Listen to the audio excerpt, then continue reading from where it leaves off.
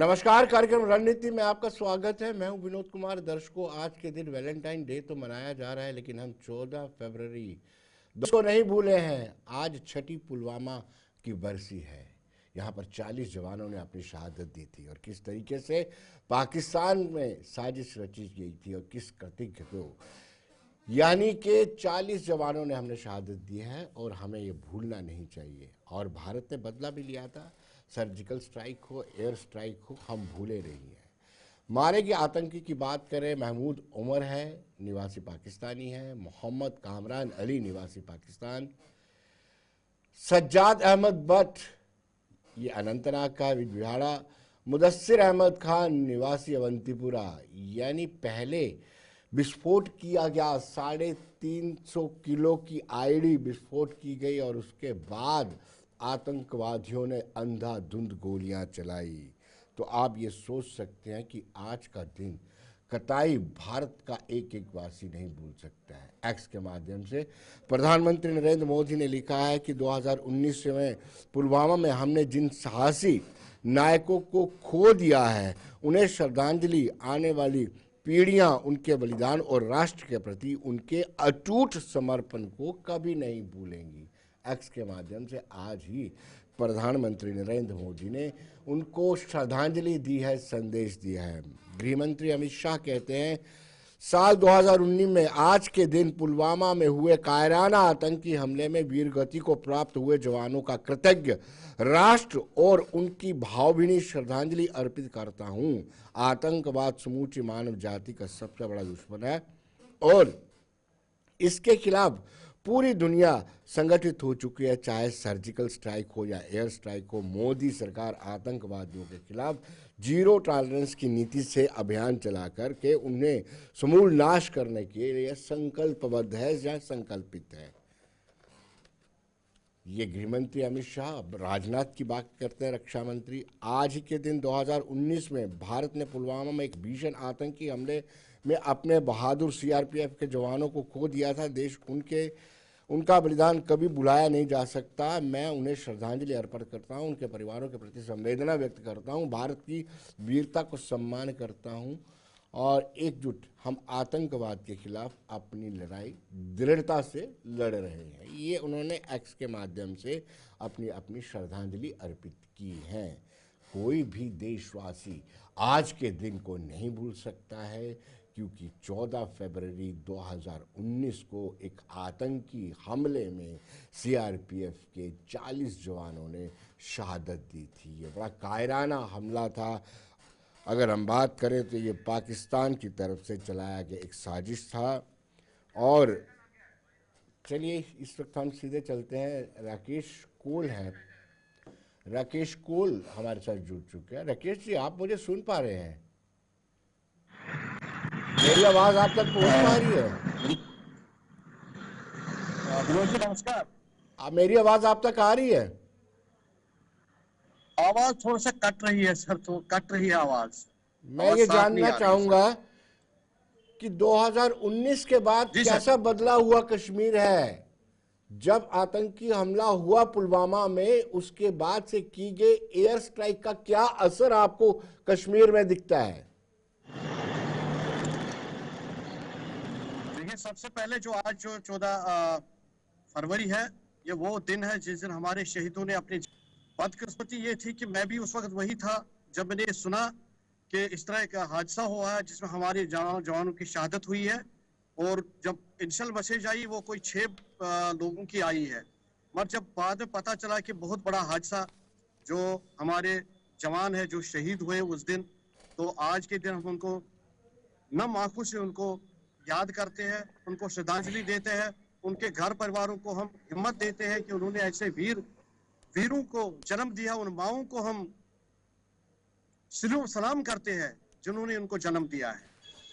तो ये वो दिन था जब हर कोई अपने घर में ठीक था, और ये यहाँ से श्रीनगर की ओर जा रहे थे। जब ही उन्होंने बानहाल टनल क्रॉस कर दी तो अपने घर वालों से भी बहुत सारे लोगों ने मोबाइल पर फोन पे बात की थी, बर्फ दिखाया था, कश्मीर की वादियों को जो ही एंटर कर दिए तो वो चीजें दिखाई है। उसके बाद जब कुछ घंटे ही हुए और घंटों के बाद जब ये हादसा हुआ है, तो वो एक दिल दहलाने वाला था। पूरे हिंदुस्तान को छोड़ने वाली खबर जब आई सामने, जिसमें हमारे 40 जवान शहीद हुए हैं, तो यही वो दिन है। हालांकि जब हम फरवरी आता था, उससे पहले तो फरवरी को अलग तरीके से मनाते थे, वैलेंटाइन डे मनाते थे और भी कुछ डे मनाते, पर जब से हादसा हुआ तब से हम ये सारे दिन भूल राकेश गए। जी, हम एक ही दिन याद राकेश रखते हैं, जी, वो है मेरा सवाल ये था कि उसके बाद से जैसे एयर स्ट्राइक हुआ, क्या फर्क आपको नजर आता है? बदला लिया, सर। भारत बहुत ने फर्क बदला पड़ा है लिया, एयर घर में स्ट्राइक। घुस करके मारा। बिल्कुल बिल्कुल अब क्या बिल्कुल बदला? बिल्कुल। जी। आवाज अब मुझे आ रही साहब।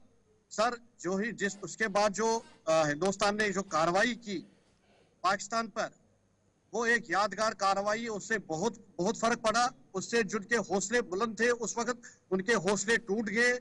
उनके जो नियतें थी, उन वो नियत भी उनकी टूट गई। जो भी कार्य उस वक्त चल रहा था, जो हिंदुस्तान के खिलाफ था, चाहे बॉर्डर आर से या बॉर्डर पार से था, उनकी टांगे उस वक्त टूट गई जब हिंदुस्तानी एयर स्ट्राइक किया बालाकोट में। वो एक यादगार दिन है, और उसको हम जो हमारे जवानों ने जो उस वक्त किया है, जो कार्रवाई की है पाकिस्तान पर, वो सराहनीय कार्रवाई है, और हम उसको हर वक्त याद करते हैं। और मुझे लग रहा है कि जन्म जन्म तक पाकिस्तान को वो कार्रवाई भूलनी नहीं चाहिए, जो हमारे जवानों ने आनन फानन में माननीय प्रधानमंत्री के आदेश पर किया है, और जो वार उस वक्त वार रूम में खुद देख रहे थे उस कार्रवाई को। और जब हम लोगों को सवेरे पता चला कार्रवाई समाप्त होने के बाद, तो हमारा दिल भी बहुत खुश हो गया, और हमने वाकई जो उसका बदला हमारे जवानों ने ले लिया पाकिस्तान से। लेकिन जो लोग उस हमले पर भी सवाल उठाते थे, एविडेंस मांगते थे, हमला किया भी है या नहीं, उनको लेकर के क्या कहेंगे आप? देखिए, जब ये कार्रवाई हमारे बहादुर सिपाहियों ने की उस वक्त पाकिस्तान पे, और किसी को ये ख्याल ही नहीं था कि हमारे फौज इतनी सक्षम है, ऐसी कार्रवाई कर सकता है माननीय प्रधानमंत्री के नेतृत्व में। और जिसमें बाद में अपोजिशन ने भी सवाल भी उठाए हैं, जो सवाल उन्होंने अपने फौज पर भी उठाए, वो भी दरे के दरे रह गए हैं। और हमको फख्र होना चाहिए अपने इन फौजियों पर, जिन्होंने उस कार्रवाई में उस वक्त हिस्सा ले लिया है। हम उनको हर वक्त सल्यूट करते हैं। उनके जो माँ बाप है, उनको हम सल्यूट करते हैं कि उन वीरों को उन्होंने जन्म दिया है, जो उस वक्त उन्होंने वहां बालाकोट पर जिन्होंने हमला किया है, और पाकिस्तान को जो अपनी औकात पर खड़ा कर दिया, अपने टांगों पर खड़ा कर दिया है, जो उसकी औकात ही नहीं थी। चलिए, आखिर में ये जानना चाहूँगा, फिर उसके बाद 5 अगस्त 2019 होता है, 370 में संशोधन होता है, 35 से रिपील होता है। उसके बाद कश्मीर की तस्वीर कैसी बदली है, जम्मू कश्मीर की? बहुत हालात बदल गई है, वो कोई कहने में कोई कुछ नहीं कह सकता है आपको। वो मैं मामूली मिसाल आप देता हूं, जो पार्लियामेंट्री इलेक्शन हुआ है, लोगों ने बढ़ चढ़ के इस्तेमाल अपने वोट का इस्तेमाल किया है। असेंबली में वोट का बढ़ चढ़ के इस्तेमाल किया, जो पहले होता नहीं था। जब पहले वहां डरते थे वोट डालने के लिए, क्योंकि जब मेरा अपना पंचायती इलेक्शन था, मुझे खुद याद है कि साइकिल तक नहीं चलता था उस दिन, जिस दिन मेरी वोटिंग थी। उसके बाद जब 5 अगस्त का हुआ है, जिसकी वजह से लोगों में एक जान आ गई है, और लोग खुले दिल से निकलते हैं। आप खुद देख रहे हैं, कुछ दिन पहले की बात है, जब तिरंगा रैली, जिस नाम से लोग डरते थे, ABVP, उस नाम वहां पर डरते थे, उन्होंने एक रैली निकाली है। वो उसी कारण है कि जो 5 अगस्त का जो डिसीजन हुआ, जो हिंदुस्तान के पार्लियामेंट में आईवान में जो डिसीजन, उसके बाद जब उसको माननीय से हमारे राष्ट्रपति ने मोहर लगा के, बाद में जब सुप्रीम कोर्ट ने उसको दोबारा मोहर लगाई है, तो इसका ये असर है। आजकल एक कश्मीरी खुले तरीके से अपना कारोबार चला रहा है। आज दुकानें 12-1 बजे तक खुली रहती है, बिजनेस चलता है, और टूरिस्ट भी आता है अच्छी तरह वहां पर। जो जिस हिसाब से कोई डर के बगैर है, वो सामने चीजें हैं जो जो दिखती है, जो ग्राउंड पर हमें दिखती है। और लोग भी वहां के खुश है, चलिए। लोग भी बिल्कुल इस चीज पर ध्यान नहीं। अब जी। कुछ लोगों का है जी। जो इसको उछालते हैं, तो मगर वो कोई बात नहीं रखते। चलिए अशोक जी, हम दोनों मिल करके, अब मैं अपने चैनल के माध्यम से 14 फरवरी 2019 को शहादत देने वालों को श्रद्धांजलि अर्पित करते हैं, और उनके परिवार के साथ संवेदना व्यक्त करते हैं जिनको कष्ट सहना पड़ा। लेकिन सच्चाई यह है कि प्रधानमंत्री नरेंद्र मोदी ने भी एक्स हैंडल के माध्यम से उनको श्रद्धांजलि अर्पित की है। गृहमंत्री अमित शाह ने भी, और रक्षा मंत्री राजनाथ सिंह ने भी अपने एक्स हैंडल से उनको श्रद्धांजलि अर्पित की है, साथ ही साथ उनके परिवारों के प्रति संवेदना व्यक्त की। अब हम चर्चा शुरू करेंगे कि आज छठी वर्षी है 2019 24 फरवरी को ये बड़ा आतंकी हमला हुआ था। इस वक्त हमारे साथ कर्नल दिलेश शर्मा जो रिटायर्ड है वो हमारे साथ जुड़ चुके हैं, रक्षा विशेषज्ञ हैं। कर्नल शर्मा, आपका स्वागत है।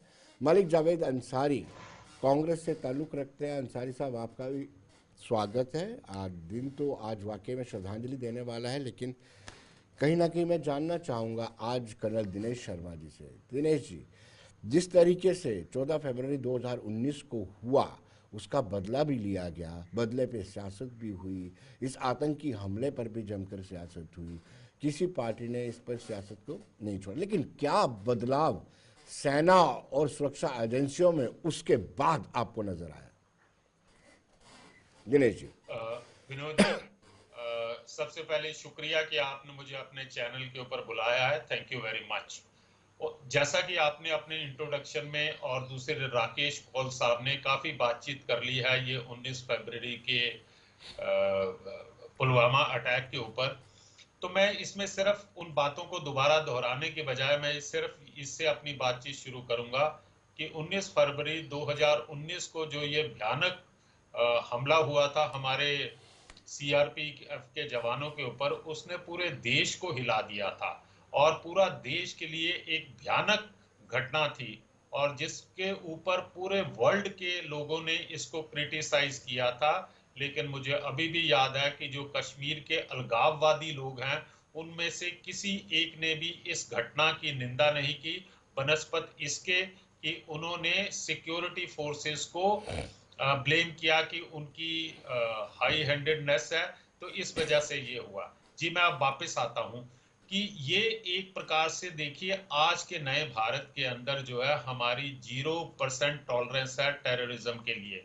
उड़ी के ऊपर हमला हुआ तो उसका जवाब हमने दिया, पुलवामा अटैक हुआ तो 26 फरवरी को जो है दोबारा स्ट्राइक किया गया उन जैश ए मोहम्मद के अड्डों के ऊपर। उन्होंने हमारे एक एयरफोर्स के पायलट को गिरफ्तार कर लिया। अब आप देख सकते हैं कि हमारी विदेश नीति, हमारी कूटनीति किस लेवल के ऊपर पहुंच चुकी है कि पाकिस्तानी जैसे देश से हमने अपने उस एयरफोर्स ऑफिसर को वापस लिया। उसके बाद जो है आज की स्थिति के बारे में मैं ये बताना चाहता हूं कि 2019 के बाद जो है काफी बदलाव जो है, विजिबल चेंजेस जो हैं हम अपने जम्मू एंड कश्मीर के अंदर देख रहे हैं। रेडिकलाइजेशन की जो मात्रा पहले थी वो अब कम हो गई है, पत्थरबाजी कम हो गई है। अब वहां पर जो है एक प्रकार का वॉर फुटिंग के ऊपर डेवलपमेंट हो रहा, हॉस्पिटल बन रहे हैं, इंडियन इंस्टीट्यूट ऑफ मैनेजमेंट है, हॉस्पिटल है, लोगों को एक फ्रीडम मिली है। अब इसका क्या फर्क पड़ा है? अब आप देखिए कि पाकिस्तान ऑक्युपाइड कश्मीर के अंदर और गिलगिट बाल्टिस्तान के अंदर लोग बाग जो है वो एक प्रकार से विद्रोह की स्टेज के ऊपर आ चुके हैं। उनके ऊपर इस प्रकार के पाकिस्तान आर्मी और पाकिस्तान के एस्टेब्लिशमेंट जुल्म कर रही है कि अब उन्होंने रिसेंटली जो है अपना विद्रोह प्रकट कर दिया शुरू कर दिया है, जिस वजह से कि पाकिस्तान आर्मी भी उस विद्रोह को सबड्यू करने के अंदर जो है असफल रह चुकी है। अब आ जाती है बात हमारे सुरक्षा एजेंसी और सुरक्षा तंत्र के ऊपर। अभी काफी हद तक जो है डेवलपमेंट हो चुका। अगर कोई ये सवाल पूछता है कि 2019 के ये 370 और 35A को हटाने के बाद इंसर्जेंसी क्यों नहीं खत्म हुई? देखिए विनोद जी, इंसर्जेंसी जो है एक एक बहुत बड़ा एक नासूर हो जाता है। आप देख लीजिए, वर्ल्ड के अंदर देख लीजिए, इजराइल और पैलेस्टीन के अंदर पिछले 70 सालों से इंसर्जेंसी है, लेकिन जब आप कंपेयर करते हैं 2019 से पहले की इंसर्जेंसी की घटनाएं जम्मू एंड कश्मीर में और आज की तारीख के अंदर करते हैं तो उसके अंदर काफी हद तक जो है। मैं मलिक जावेद अंसारी जी से जानना चाहूँ। अंसारी साहब, आई एम ऑडिबल? आप मुझे सुन पा रहे हैं ना? जी जी जी बिल्कुल। ये दिनेश जी ने दावा किया है कि आतंकवाद कम हुआ है, पत्थरबाजी भी खत्म हुई है। अगर पत्थरबाजी खत्म हुई है तो वो कैलेंडर जो अलगाववादियों का होता था कि आप इतने दिन से इतने दिन बाजार बंद रहेंगे, 2 दिन बाजार खुलेगा, फिर एजुकेशन इंस्टीट्यूशन वो भी, और उन्होंने कहा कि विकास को रफ्तार मिली है, विकास दिख रहा है। आपकी राय?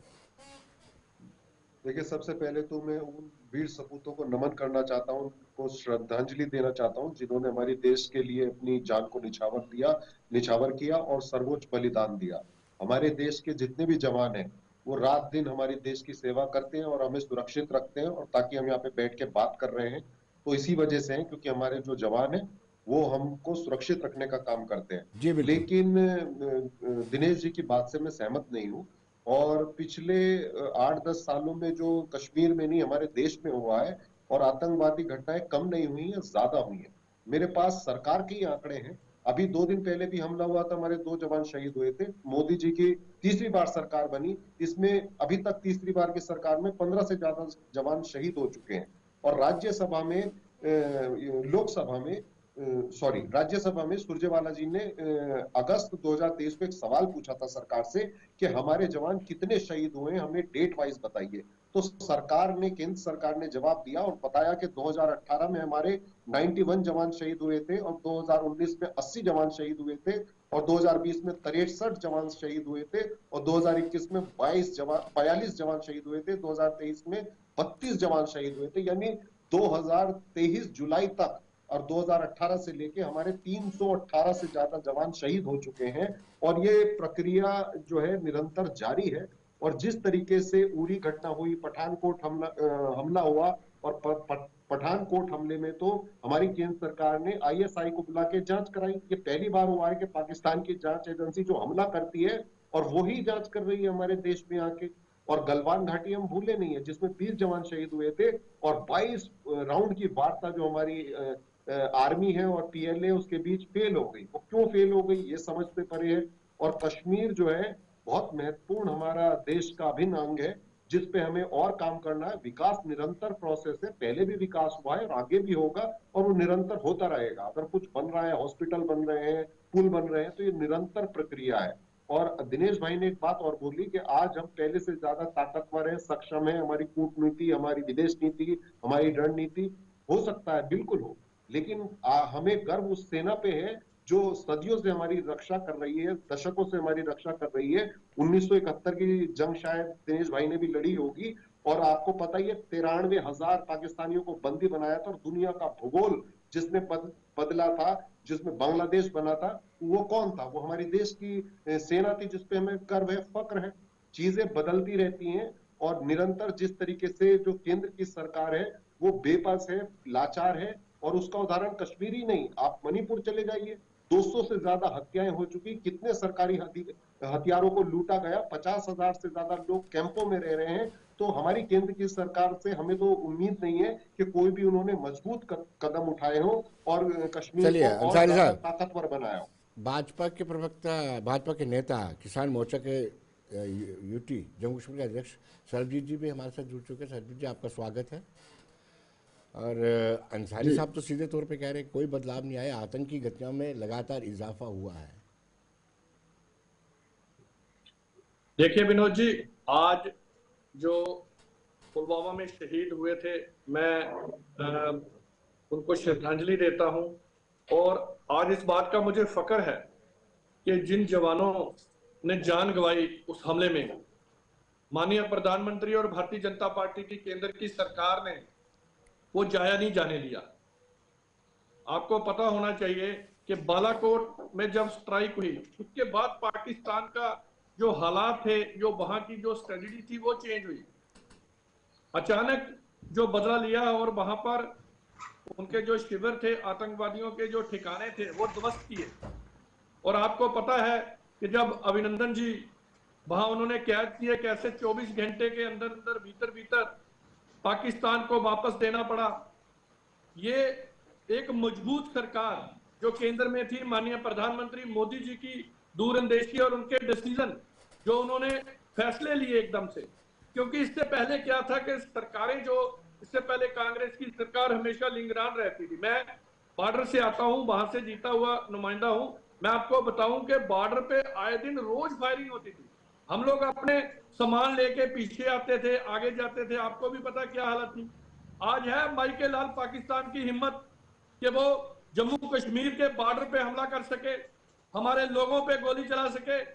आज ये शांति जो है पूरे जम्मू कश्मीर में लाना, आपको मालूम है पाकिस्तान क्या करता था, और जहां कश्मीर में कैसा नंगा नाच होता था, हमारे जो बेल्ट फोर्सेस के लोग हैं उन पे कैसे उनकी बदतमीजी करते थे, ये लोग पत्थर मारते थे जब हमारे बेल्ट फोर्स के लोग जाते थे। आज है किसी माइकल लाल की हिम्मत कि हमारे बेल्ट फोर्सेस को कश्मीर में वो पत्थर मार सके या उनके साथ बदसलूकी कर सके? ये चेंज है और बहुत बड़ी चेंज आई है। शायद कांग्रेस के प्रवक्ता को मालूम नहीं है कि यहाँ लोग हजार हजार वोट लेके मेंबर पार्लियामेंट बन जाते थे, लेकिन आज देखिए कितने परसेंट वहां वोटिंग हुई है। और मैं कश्मीर के भाइयों को, जम्मू के भाइयों को, खास करके केंद्र की हमारी मजबूत सरकार, माननीय प्रधानमंत्री जी का जो मजबूत लीडरशिप है, ये सब उसकी देन है। यही पाकिस्तान था जो आए दिन रोज हमारे यहाँ हत्याएं होती थी, रोज यहाँ इंटरफेयर करता था, रोज बॉर्डर पे आए दिन फायरिंग दिनेश जी, करता आपके था। पास आने से हमारे पहले मैं अंसारी साहब जवानों के के पास साथ जाऊंगा। अंसारी इतनी साहब, बदसलूकी हम होती थी। सरबजीत जी, आप सब मेरे पैनलिस्ट सुनेंगे।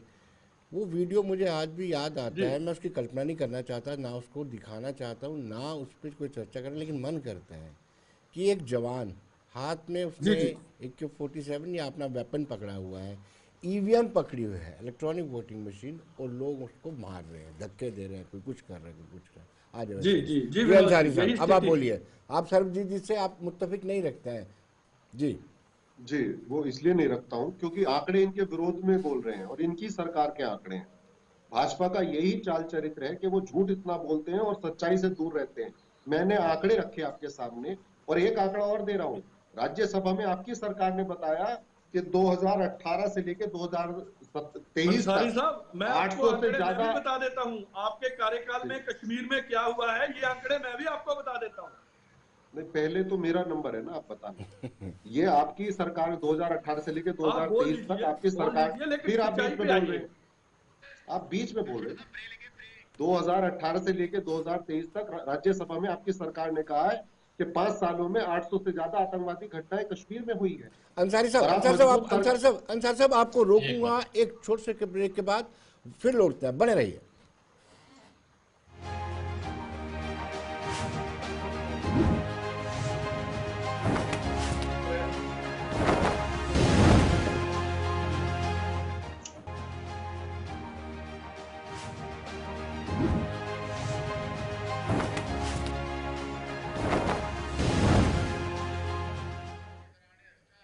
ब्रेक के बाद एक मरतबा फिर स्वागत है। बड़े संवेदनशील मुद्दे पर हम बात कर रहे हैं। 14 फरवरी 2019 को आतंकी हमला हुआ तो पुलवामा में, जिसमें हमने 40 CRPF के जवानों को खोया था, और आज हम अपने इस कार्यक्रम के माध्यम से उनको श्रद्धांजलि भी दे रहे हैं, चर्चा भी कर रहे हैं और उनके परिवार के साथ संवेदना भी व्यक्त करते हैं। अंसारी साहब से ही शुरुआत करेंगे क्योंकि वहीं पर हमने ब्रेक लिया था। जी अंसारी साहब। जी, तो देखिए, सिंह साहब कह रहे थे हम बहुत मजबूत हैं, तो फिर अरुणाचल प्रदेश में चीन ने 2 गांव क्यों बसा लिए?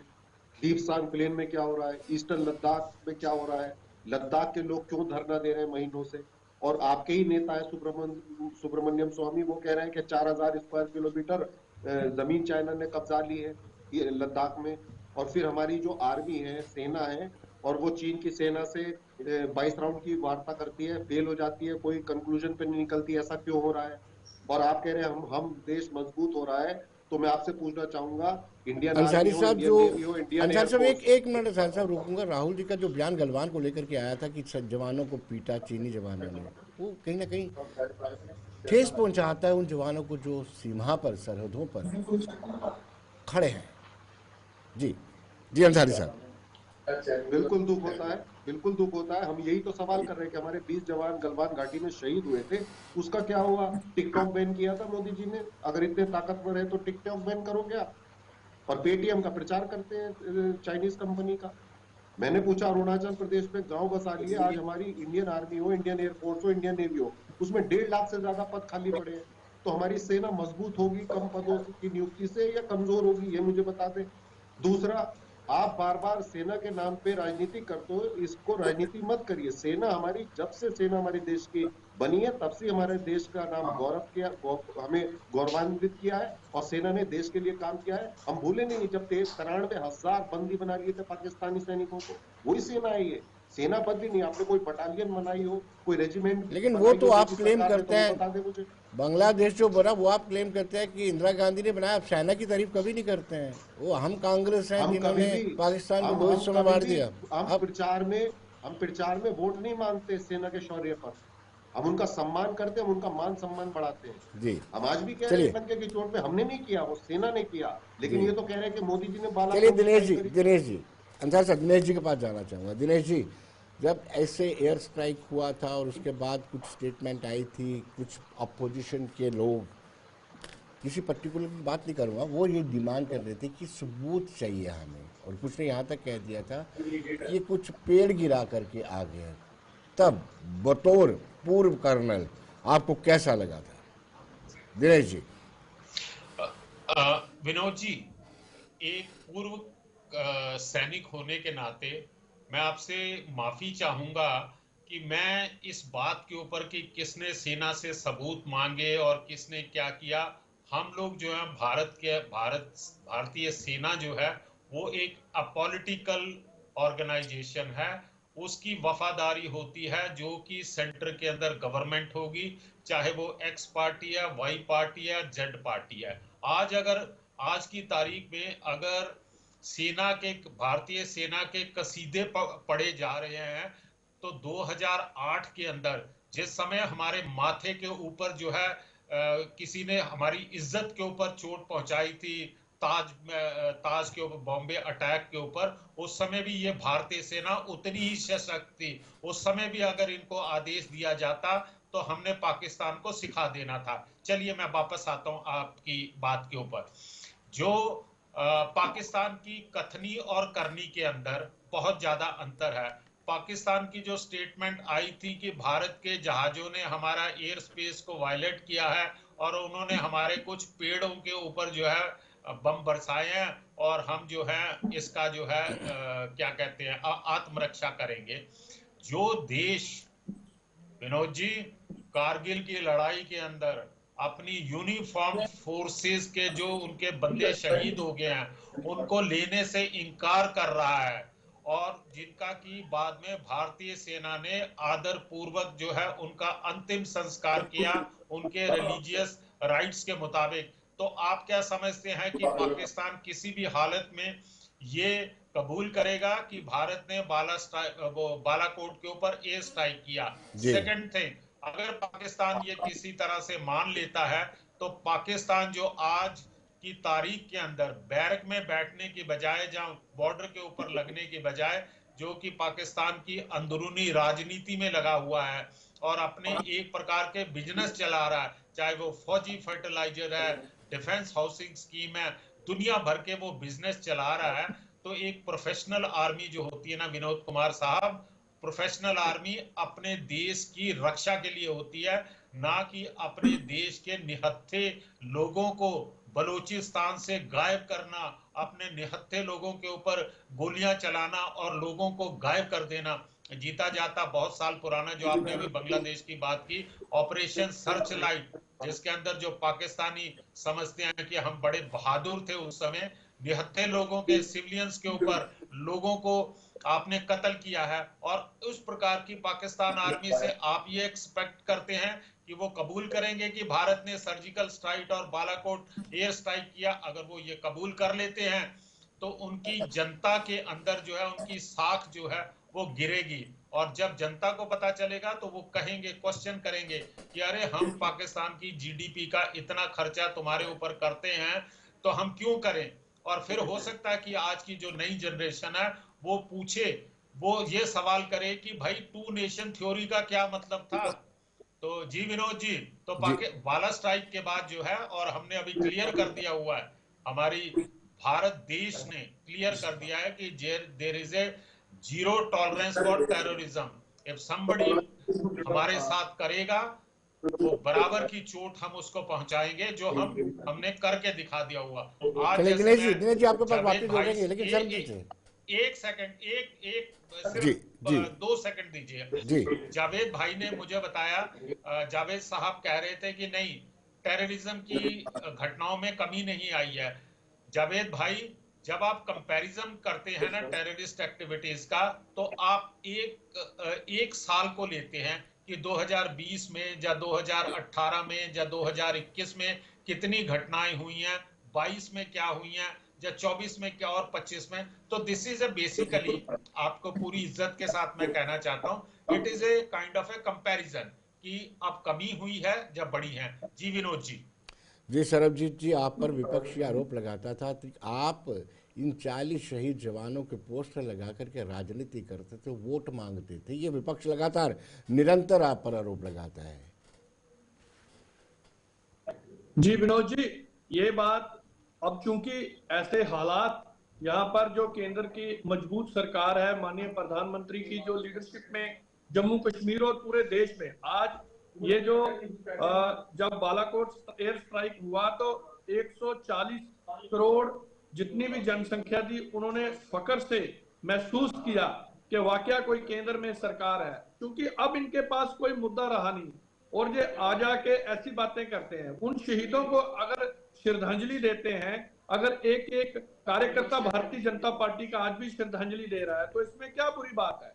क्योंकि हम उन शहीदों को याद करते हैं। बहुत अच्छी बात है कि आज श्रद्धांजलि समारोह आज आपने भी रखा है, चैनल पे डिस्कशन है, और हमारे सभी कार्यकर्ता पूरे हिंदुस्तान में ये जो श्रद्धांजलि समारोह, चूंकि ये जो जाने गई थी, इनको हमने बेकार नहीं जाने दिया।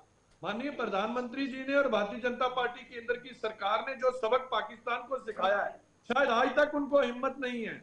आज देखिए बॉर्डर कैसे शांत है। नो डाउट के इक्का दुक्का हरकतें होती हैं, लेकिन कांग्रेस के टाइम ऑर्डर दिल्ली से आता था। आज हमारे जो वेल्ड फोर्सेस के जवान हैं, आर्मी के जवान हैं, उनकी जेब में ऑर्डर है। आज एक गोली आती है, इधर से गोले जाते हैं। आज किसी को पूछना नहीं पड़ता है पीछे दिल्ली से। आज हमारी जितनी फोर्सेस है बॉर्डर के ऊपर लगे हुए, पूरी वेल्ड फोर्सेस है, बॉर्डर सिक्योरिटी फोर्सेस है, हमारी आर्मी है, उनको ऑर्डर के लिए, जैसे मेरे भाई दिनेश जी कर्नल साहब कह रहे थे कि आज हम लोग सक्षम हैं, आज पूछने की जरूरत नहीं है जी। आज पाकिस्तान कांपता है, डरता है, उसकी क्या हालात है वहां देखिए जरा जाके। नो डाउट के इससे पहले उनको प्रोत्साहित किया जाता था। यही कांग्रेस कहती थी कि हमारी मदद करो, भारतीय जनता पार्टी यहाँ से मिटानी है। ये क्या मदद चाहते थे पाकिस्तान से? अंसारी साहब, बड़े आका अंसारी साहब कुछ कहना चाहते थे। अंसारी साहब, एक सवाल है मेरा आपसे। कर्नल दिनेश जी ने कहा मुंबई हमले के बाद अगर हमें आदेश मिलता, यानी पहले आदेश नहीं दिए जाते थे, क्या पाकिस्तान से डर लगता था पिछली सरकारों को? नहीं, पाकिस्तान से डर लगता तो दो टुकड़े क्यों कराते हैं? ये तो इतिहास है, फैक्ट है, सच्चाई है। लेकिन दिनेश जी ने कहा कि आदेश मिलता तो हम उसका बदला लेते। इंडिया अगर कांग्रेस इतनी कमजोर होती, या हमारा देश इतना कमजोर होता, या हमारे सैनिक इतने कमजोर होते, तो पाकिस्तान के दो टुकड़े क्यों कर दिए हमने? ये सबूत है हमारे सैनिकों का कि हम ताकतवर लोग हैं। दिनेश भाई की बात से मैं बिल्कुल सहमत हूँ। कोई भी कंपैरिजन नहीं होना चाहिए हमारे शहीद जवानों का, क्योंकि वो एक जवान हमारा 1 लाख की बराबर है। लेकिन जब भाजपा वाले झूठी बातें करते हैं तो मैं आंकड़ा रखना पड़ता है। लेकिन ये शर्मनाक है, आंकड़े पे चर्चा नहीं होनी चाहिए। हमारा 1 जवान बहुत कीमती है और 1 लाख के बराबर है। दूसरा, फिर मैं इनसे कहूंगा, सिंह साहब कह रहे हैं कि पुलवामा का हमने हमला का बदला लिया। बहुत अच्छी बात है, लेना चाहिए और डरना नहीं चाहिए। लेकिन मेरा एक सवाल है कि डीएसपी देवेंद्र सिंह जो थे, जो आतंकवादियों को अपनी कार में ले जाके घुमा रहे थे, उनकी बेल क्यों हो गई? एनआईए चार्जशीट क्यों नहीं फाइल कर पाया? एनआईए तो आपके अधीन है, केंद्र सरकार के अधीन है। और कितने आरोपियों को आपने पकड़ा, कितनों को सजा दिलाई? 2019 की घटना है, आज 5 साल हो गए। अगर फास्ट ट्रैक कोर्ट में भी डालते आपको 3 साल 4 साल में रिजल्ट मिल जाता। लेकिन आपने कितनों को सजा दिलवाई बताइए? हमारे 44 जवान शहीद हुए और आपने सजा कितने को दिलवाई? केवल पाकिस्तान पे ब्लेम करना, पाकिस्तान ये कर रहा, बिल्कुल कर रहा है, लेकिन जिनको आपने पकड़ा है उनकी जमानतें क्यों हो जा रही? उनको आप सजा क्यों नहीं दिलवा पा रहे हो? जो पाकिस्तान में बैठे उनको भी खींच के लाएंगे शायद अंसारी साहब, आपको पता नहीं है, इनमें से पांच टेररिस्ट जिन्होंने इस अटैक में थे, उनकी हत्या हो गई, उनको मार दिया गया, मार गिराया हमारी सिक्योरिटी फोर्सेस ने। बहुत अच्छा, 4 लोग अभी पाकिस्तान की जेल में हैं। देवेंद्र सिंह की जमानत क्यों हो गई? आपकी जानकारी के लिए बता दूं कि ये पाकिस्तान में रची गई थी। सजा और जो 9 लोग थे उनमें से 5 हमारी सेना तो अपना काम कर ही रही, लेकिन हमारे कोर्ट, हमारी सरकार, हमारे पब्लिक प्रोसिक्यूटर क्या कर रहे हैं? पब्लिक प्रोसिक्यूटर तो सरकार के अधीन होता है, वो क्या कर रहे, क्यों नहीं प्रूफ कर पा रहे कोर्ट ऑफ लॉ में कि इनको फांसी की सजा मिलनी चाहिए, क्यों बेल हो जा रही है, एनआईए चार्जशीट क्यों नहीं फाइल कर पा रही है। खाली दावा दावा, यही मेरी लड़ाई है आप लोगों से कि अरे आप दावे बड़े बड़े करते करनी हो, है जमीन पे चार्जशीट? काम नहीं करते हो। 9 लोग इस साजिश में थे पाकिस्तान के, 5 जो है वो मारे जा चुके हैं। चलिए दिनेश जी, आप मुझे बताइए वाकई में अरऊफ, इस हाथ से, इस ये सब भी आतंकी वारदात से, पुलवामा अटैक से हमारी सुरक्षा एजेंसियों ने कुछ सीखा और पहले से ज्यादा सक्षम हुई हैं? बिल्कुल नहीं सीखा। 300 किलो आरडीएक्स लेके घूम रहे थे एक कार, तो हमारी सुरक्षा जांच एजेंसियां एनएसए क्या कर रहे थे? विनोद जी मैं बता दूं दिनेश कि जी से पूछ रहा था, 14 दिनेश जी मैं आपसे पूछ रहा था, आपसे मुखातिब हो रहा हूँ दिनेश जी। रोड जो है वो सीसीटीवी में है, सर्विलेंस में होती है जितनी हमारी कार्रवाई जाती है, और पहले जैसे हमारे काफिले जाते थे उन पे भी रोक लगी है। और 14 नई चौकियां जो हैं, ये जो रोड था श्रीनगर का, कश्मीर का, यहाँ पर ज्यादा आतंकवाद था, जहां ज्यादा हमले होते थे, वहां 14 नई आर्मी की और पोस्टें बनी है। मैं दिनेश जी आपसे पूछ रहा था, सक्षमता को लेकर के आपसे सवाल था दिनेश जी। दिनेश जी सक्षमता को लेकर के आपसे सवाल था। Vinod ji, I will be grateful अगर आप अपना प्रश्न दोबारा दोहरा दें, वेल मैंने ये कहा कि 5 अगस्त क्षमा कीजिए 14 फरवरी 2019 को पुलवामा अटैक के बाद हमारी सिक्योरिटी एजेंसी ने कुछ सीखा है क्या? सक्षमता बढ़ी है? सेना हो, सिक्योरिटी एजेंसीज हो, जो हमारा सिक्योरिटी ग्रिड है जी। विनोद जी, मैं इन चीजों में अभी किसी प्रकार का प्रीवी तो नहीं हूं, लेकिन मैं अपने एक्सपीरियंस से कह सकता हूं कि कोई भी मेजर इंसिडेंट होती है तो उसकी जो है अकाउंटेबिलिटी ओपन में चाहे ना आए, अखबारों में, मीडिया में ना आए, लेकिन उन ऑर्गेनाइजेशन के accountability within the organisation जो है उनका वो होती है। और मेरा ये मानना है आज की तारीख के अंदर कि चाहे हमारी सिक्योरिटी ऑर्गेनाइजेशन है, हमारी इंटेलिजेंस सेटअप है, इनके अंदर जो है काफी हद तक जो है इनकी क्षमता बढ़ी है। लेकिन इसके साथ साथ क्योंकि मैं बड़ा खुश नसीब था कि मुझे जो है 13 साल के करीब जो है जम्मू एंड कश्मीर के अंदर सेवा करने का मौका प्राप्त हुआ। मैंने रजौरी पुंछ सेक्टर भी देखा, सूरनकोट भी देखा, उड़ी सेक्टर में भी गया, कारगिल में भी रहा, और उसके बाद ये कारू इलाके के अंदर। तो मैं इसमें ये बताना चाहता हूं कि साहब जिस प्रकार की टरेन है जम्मू एंड कश्मीर के अंदर, तो वहां पर जो है कितने गैप हैं, रेवराइन हैं, और लेकिन हालांकि अब जो है ऑपरेशन दीवार, जो फेंसिंग वगैरह अब लग गई है, आर्टिफिशियल इंटेलिजेंस से जो है कैमरास वगैरह काम कर रहे हैं। तो अभी मेरा ये मुझे विश्वास है कि अभी जो है इंप्रूवमेंट हुई है, जो कि 2000 लेट से कि हमारे पास 5-10 साल पहले जो एफिशिएंसी नहीं थी वो हमारे पास है। अब हमारा ह्यूमन नेटवर्क बड़ा हुआ, हमारे पास ड्रोन है, हमारे पास सर्विलेंस इक्विपमेंट है, हमारे पास ह्यूमन इंटेलिजेंस होगी। तो अभी जो है people are working on it and they are quite efficiency as far as gaining actionable timely intelligence। चलिए सरजीत जी, सत्यपाल मलिक कुछ और ही कहते हैं कि हमने सरकार से गुजारिश की थी भाई यार इनको लाया जाए, वो आपके एंड पर हुई गलती मानते हैं। इतना बड़ा हादसा, 40 जवानों की शहादत। देखिए विनोद जी, जब वो यहाँ पर गवर्नर थे तब तो कोई बात सामने नहीं आई, क्योंकि जब वो उनको यहाँ से उनके लिहाज से देखा जाए तो नई कोई छोटी स्टेट का उनको गवर्नर बनाया, शायद उनका क्या फ्रस्ट्रेशन थी ये हमारे भी समझ के बाहर है। लेकिन जब वो यहाँ पर गवर्नर थे तब तो कोई ऐसी बात नहीं आई। पुलवामा हमला नो डाउट के उनके टाइम पे हुआ, और उन्होंने कहा कि हमने कहा था कि एयरलिफ्ट।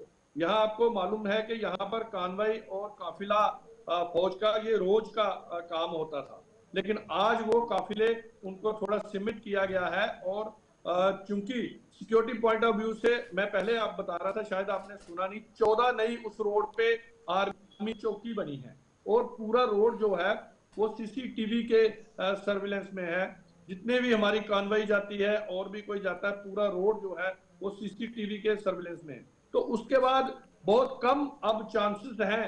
और खास नहीं करके सरबजीत जी, सत्यपाल मलिक गलत बोल रहे थे। आप तर्क दे रहे हैं कि सत्यपाल मलिक को छोटा स्टेट दिया गया था। नहीं, सत्यपाल मलिक की स्टेटमेंट को आप कैसे देखते हैं?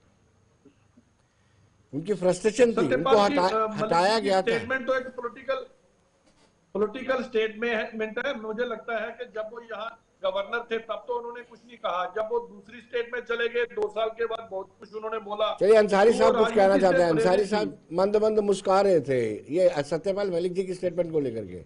जी अंसारी साहब। मैं सिंह साहब की बात से सहमत नहीं हूँ, क्योंकि ये इंटरनल सिक्योरिटी का मामला होता है तो ओपन में नहीं कहा जा सकता। वो उन्होंने इंटरनली चिट्ठी लिखी होगी कि इनको यहाँ पे खतरा हो सकता है, हमारे पास जो इंटरनल रिपोर्ट आ रही है इंटेलिजेंस की, तो उसको एयरलिफ्ट कराया जाए। लेकिन उसको डिफेंस मिनिस्ट्री ने उसको नकार दिया था, होम मिनिस्ट्री ने नकार दिया था। लेकिन वो जब घटना हो गई तब वो उनका बयान आया। लेकिन इंटरनल डॉक्यूमेंट्स होते हैं वो पब्लिक नहीं किए जाते। कोई भी लीडर हो, गवर्नर हो, क्योंकि वे भी देश के बहुत बड़े नेता हैं, नागरिक हैं, और गवर्नर जम्मू कश्मीर का बनना इतनी छोटी बात नहीं है। पार्टी से उनकी विचारधारा हमारी अलग हो सकती है, हम लड़ सकते हैं मुद्दों पे, लेकिन इंटरनल सिक्योरिटी, दिनेश जी हैं, बहुत सारी ऐसी बातें हैं जो कि टीवी पे नहीं बता सकते। इंटरनल चीजें वो हमसे 50 गुना आगे चीजें जानते हैं, लेकिन वो नहीं बोल सकते। इंटरनल डॉक्यूमेंट्स, इंटरनल इंटेलिजेंस की बातें नहीं बोली जाती। लेकिन जब वो हादसा हो गया तो उनसे सवाल पूछा गया कि आप तो गवर्नर थे, आप क्या कर रहे थे? तब उन्होंने कहा मैंने तो चिट्ठी लिखी थी, लेकिन उस पर केंद्र सरकार ने एक्शन नहीं लिया। तो अब ये कह रहे हैं कि वो 2 छोटे स्टेट का गवर्नर बना, तो ये सब्सटेंटिव आपका स्टेटमेंट ठीक नहीं है मेरे हिसाब से, इसलिए मैं मुस्कुरा रहा था। जी दिनेश जी, अब सवाल ये उठता है कि 5 अगस्त 2019 को कहें या फिर 14 फरवरी 2019 के बाद में जो बदलाव आया, पत्थरबाजी कम हुई, आतंकी घटनाओं में कमी आई, लेकिन उसके बाद जो नया तौर तरीका आतंकी संगठनों ने अपनाया है, हाइब्रिड टेररिज्म या फिर सिलेक्टिव किलिंग, ये एक वाकई में घातक और एपिक सेंटर चेंज किया है। अब कश्मीर नहीं, जम्मू में भी आप देखिए, ऐसा कोई डिस्ट्रिक्ट नहीं है जम्मू प्रोविंस में जहां आतंकी मौजूद नहीं हो। विनोद जी, ये जो टारगेटिंग किलिंग होती हैं, जो पिछले साल कुछ घटनाएं हुई थी कि कुछ हमारे इंजीनियर्स को, जहां प्रवासी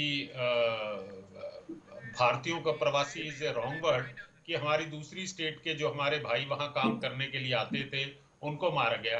क्योंकि ये जिन लोगों के ऊपर इन्होंने हमला किया था उसके 2 फोल्ड थे। एक तो ये है कि वो सॉफ्ट टारगेट थे, दूसरा वो जो है डेवलपमेंट, जो टनल बनाने के लिए काम कर रहे थे। तो एक प्रकार का जो है डर पैदा करने के लिए जो बाहर के लोग आते हैं वहां काम करने के लिए, वो उनका था। तीसरा जो है, अभी आपका ये बैकग्राउंड बहुत लंबी जा रही है। अभी आप देख लीजिए 5 फरवरी को रावला कोट के अंदर जो है कश्मीर सॉलिडेरिटी डे मनाते हैं, जिसमें जैश ए मोहम्मद, लश्कर ए तैयबा और हमास का जो ईरान के अंदर जो उनका रिप्रेजेंटेटिव है, मेरा ख्याल है डॉक्टर खलीली और समथिंग ऐसा ही नाम है, वो वहां पे करते हैं और वहां का बड़ा उनका स्वागत किया जाता है, रैली निकाली जाती है।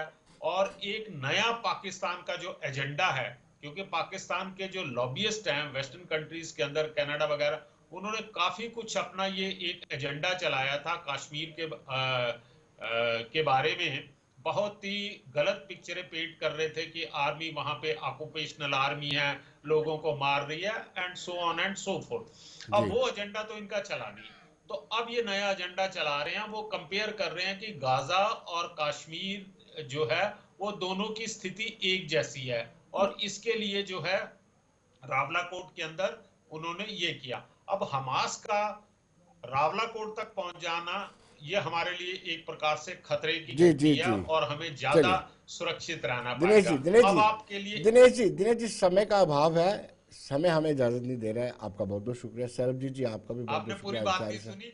अंसारी साहब आपका भी बहुत बहुत शुक्रिया। तो दर्शकों बने रहिए देश दुनिया की खबरों के लिए और मुझे दीजिए इजाजत। नमस्कार।